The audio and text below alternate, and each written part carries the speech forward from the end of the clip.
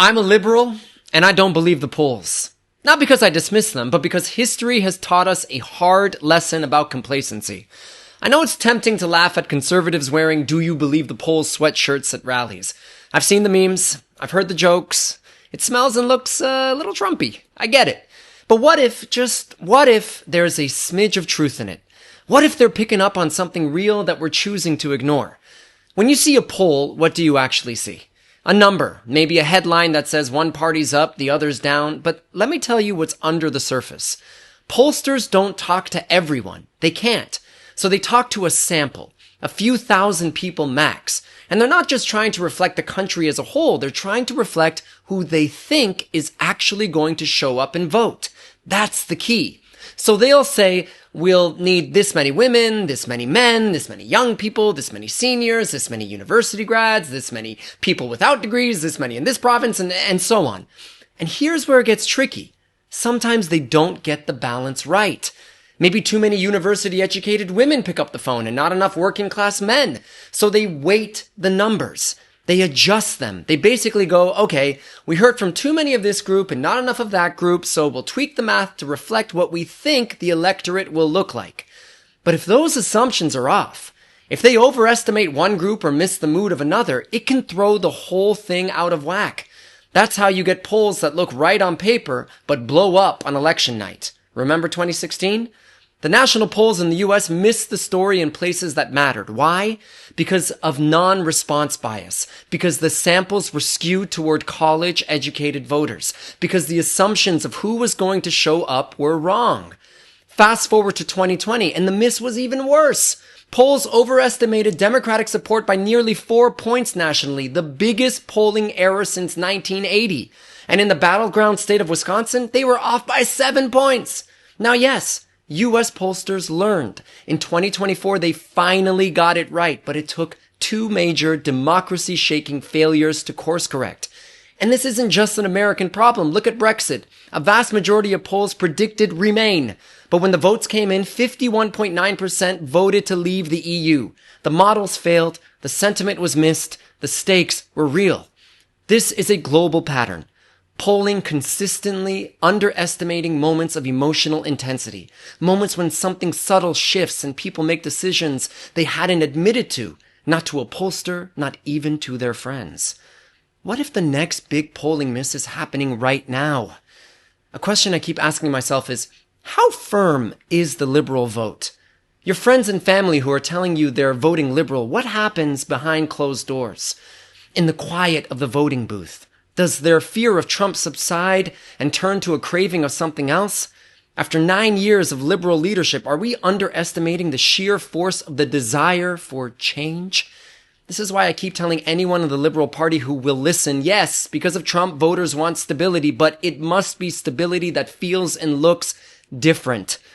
Just like in the US and in the UK, there's also a very real chance that shy voters, disillusioned voters, and first-time voters, people who have never cast a ballot for the Conservative Party before, are about to show up. Not because they've been polled, but because they've been activated. We live in a different world now where social media amplifies voices that may not be visible in traditional polling. The refrain, social media is not real life, gets repeated like a mantra. But what if it is? Or at least, what if it's revealing something real that the polls are missing, something raw, emotional, and growing?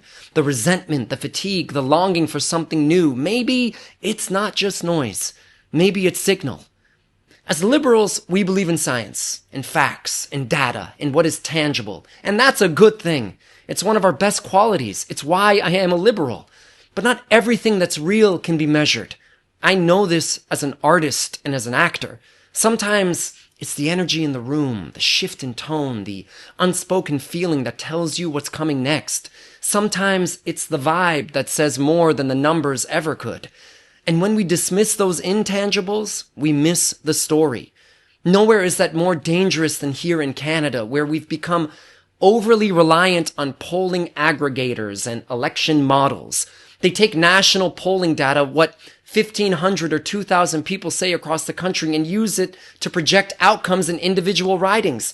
They'll show you maps, seat projections, probabilities to the decimal. But think about that. A few thousand responses being used to predict what's going to happen in a riding like Richmond Hill? My family is from Richmond Hill, and trust me, things are a lot more complex there than it seems. Every riding has its own story, its own alliances, its own culture. You can't paste national trends onto local dynamics and call that science. There's a difference between a projection and precision. And maybe this explains Pierre Poilievre's behavior. Everyone, including people in his own party, are screaming at him to pivot his campaign to the center, to moderate his tone. We talk sometimes about campaign malpractice. Blowing a 25-point lead and being like 10 points down is campaign malpractice at the highest level. They're calling him reckless, even stupid. But what if we are? Is there something to consider here? Does he know something we don't? Or is this his angle? To recreate what happened before? To not just emulate Trump and the Brexiters, but be a continuation? The next step in that lineage, tapping into the same undercurrents of discontent and desire for change and riding that to a shocking victory. And look, if we're going to call out Pierre Poilievre for being like Trump and the Brexiters in all the bad ways, we also have to acknowledge the ways they're similar that make them effective. Like it or not, the guy activates people. Just like a social media algorithm, he understands that enragement is engagement. He reaches voters I never thought would even care about politics. Young men, new citizens, people who felt rightly or wrongly ignored or talked down to by every government, left or right. Maybe they're just the loudest in the room. But what if that room has corners we haven't even looked into? I'm not saying all of this because I want the conservatives to win. Quite the opposite. I'm doing everything I can to ensure a liberal victory, but we must not become complacent. The polls won't save us. And even if everything I've said turns out to be wrong, even if the polls this time are dead on accurate, I still choose not to believe them. Why? Because the stakes of this election are too high. Because politics is not about opening your laptop, checking a projection, and deciding whether or not it's worth showing up. This is about showing up because you can, because democracy is a gift. And as I always say, gifts are meant to be cherished, especially this one. So no, I don't believe the polls. Not just because they might be wrong, but because even if they're right, I'd rather act with urgency than regret with hindsight. I am a liberal, and I don't believe the polls.